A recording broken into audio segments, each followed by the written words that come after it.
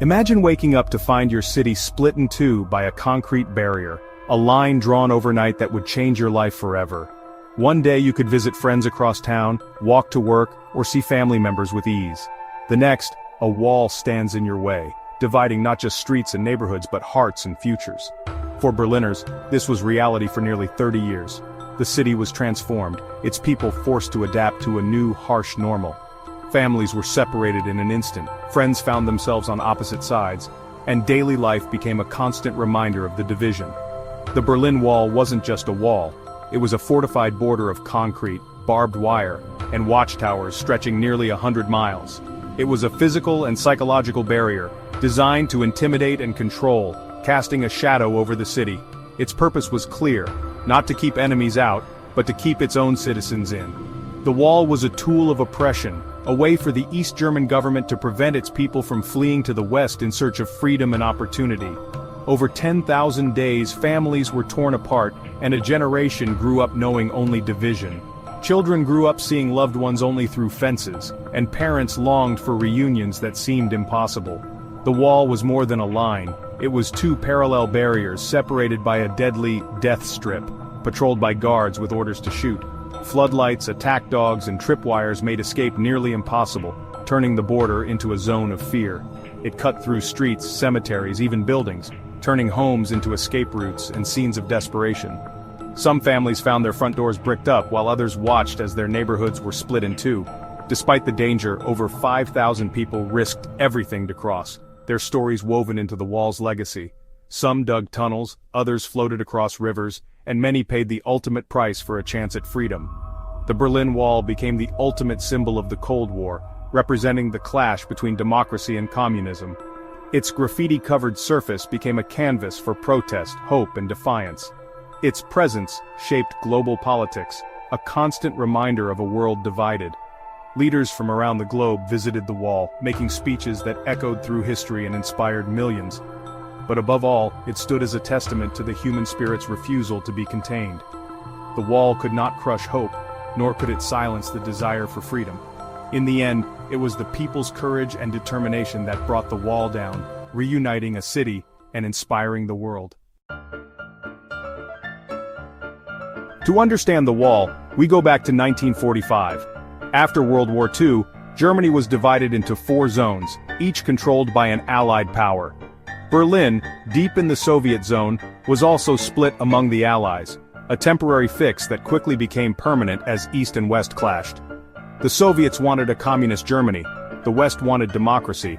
Berlin became the front line of this new conflict. In 1948, the Soviets blockaded West Berlin. The West responded with the Berlin Airlift, cementing the city's division. West Berlin thrived, while East Berlin struggled under communist rule and constant surveillance. The open border in Berlin became an escape route. Nearly 3 million East Germans fled to the West by 1961. This exodus was a disaster for East Germany, draining its talent and exposing the regime's failures. The stage was set for a drastic, brutal solution, the Berlin Wall. The decision to build the Berlin Wall was made in absolute secrecy, behind closed doors by East German leaders and Soviet advisors. Few outside the inner circle had any idea what was about to unfold. In the early hours of August 13, 1961, Berliners awoke to a city transformed overnight. Barbed wire snaked through neighborhoods guarded by armed soldiers. Streets were suddenly blocked, subway stations sealed, and families found themselves instantly separated, sometimes just meters apart, but now worlds away. The initial barrier was hastily constructed, just barbed wire and makeshift barricades, but it was shockingly effective. In a single night, the freedom to move between East and West Berlin vanished, leaving people trapped on either side. Shock, disbelief, and heartbreak gripped the city. People gathered at the new divide, staring across the wire, calling out to loved ones they could no longer reach. Many were powerless to reunite, their lives changed in an instant. In the days that followed, the wall grew more formidable. Concrete slabs replaced wire, windows and doors facing the west were bricked up, and escape routes disappeared. The city's landscape and its spirit were being reshaped. Some Berliners risked everything to escape, leaping from windows, tunneling under streets, or climbing over the wall.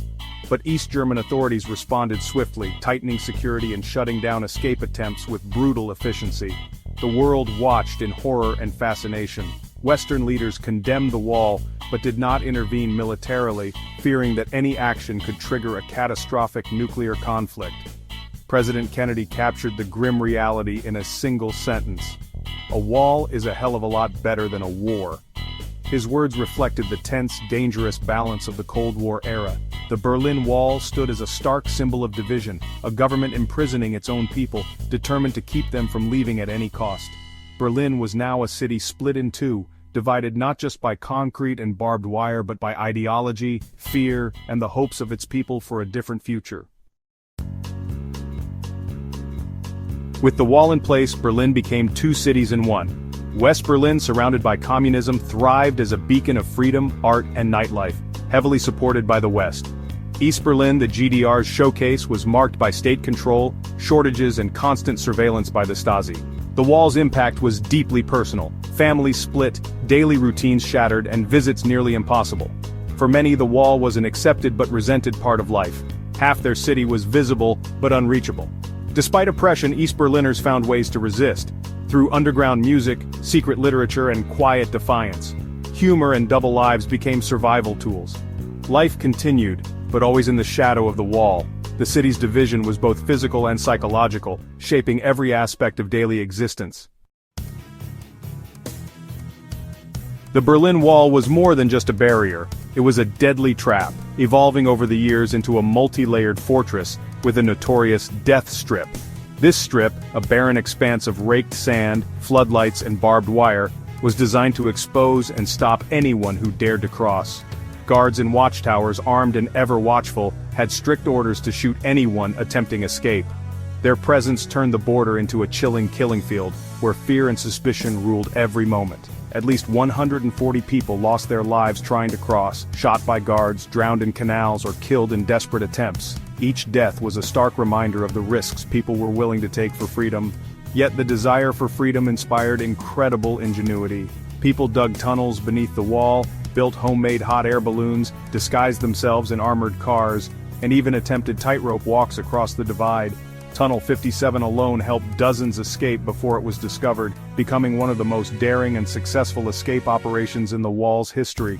These stories of escape became legends, spreading hope and defiance throughout both East and West Berlin. They inspired others to dream of freedom, even in the darkest times. One tragedy stands out: Peter Fechter, a young man shot and left to die in the death strip as the world watched helplessly. His suffering became a symbol of the wall's cruelty and the indifference of those in power. His death shocked both East and West, fueling outrage, sorrow, and a renewed determination to challenge the wall's existence.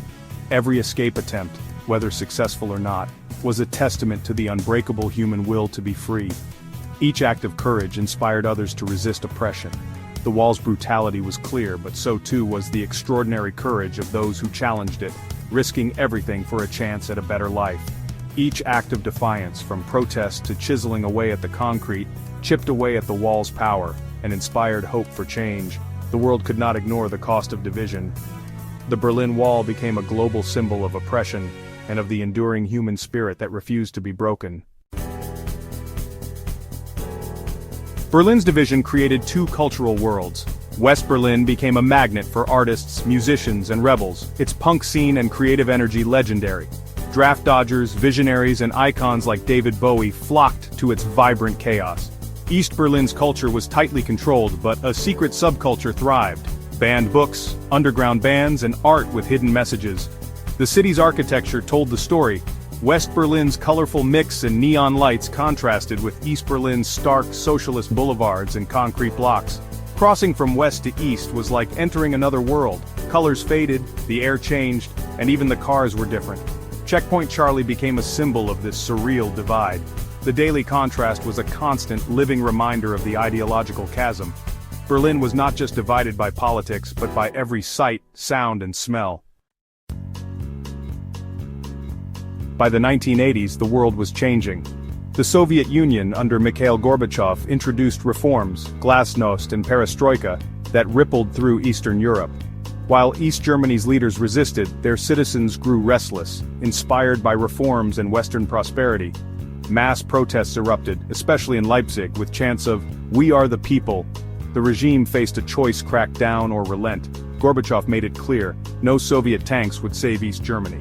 Meanwhile, Hungary opened its border with Austria, creating a new escape route for East Germans. Thousands fled west, exposing the regime's weakness. The wall's purpose was crumbling, its days were numbered. The world watched as the Iron Curtain began to unravel. The Berlin Wall was no longer impenetrable, it was obsolete. The Berlin Wall became a stage for political drama. Western leaders visited, delivering speeches that echoed around the world. The most famous came in 1987, when President Ronald Reagan stood at the Brandenburg Gate and challenged, "Mr. Gorbachev, tear down this wall!" Many dismissed it as rhetoric, but the words resonated deeply, especially in the East. Reagan's speech became a symbol of hope and international pressure for change. It captured the spirit of the era, a call for freedom that could not be silenced. 2 years later, as protests swelled, Reagan's challenge felt prophetic. The wall's days were clearly numbered. Words, it turned out, could be as powerful as any barrier. The world was ready for the wall to fall. The fall of the Berlin Wall was almost accidental. On November 9, 1989, an East German official mistakenly announced new travel rules were effective immediately. News spread fast, thousands rushed to the border, overwhelming confused guards. Facing a peaceful uprising, the guards opened the gates. Berliners poured through, celebrating with hugs, champagne, and tears. People climbed the wall, chipping away at it with hammers as the world watched live. The Cold War ended not with violence but with a jubilant party. Germany reunified less than a year later, and Berlin began the long process of healing and rebuilding. The death strip became parks and new neighborhoods. Today, remnants of the wall stand as memorials, reminders of division and of the triumph of unity. Berlin is once again a single vibrant city. The wall's fall proved that even the strongest barriers can be brought down by hope, courage, and the will to be free.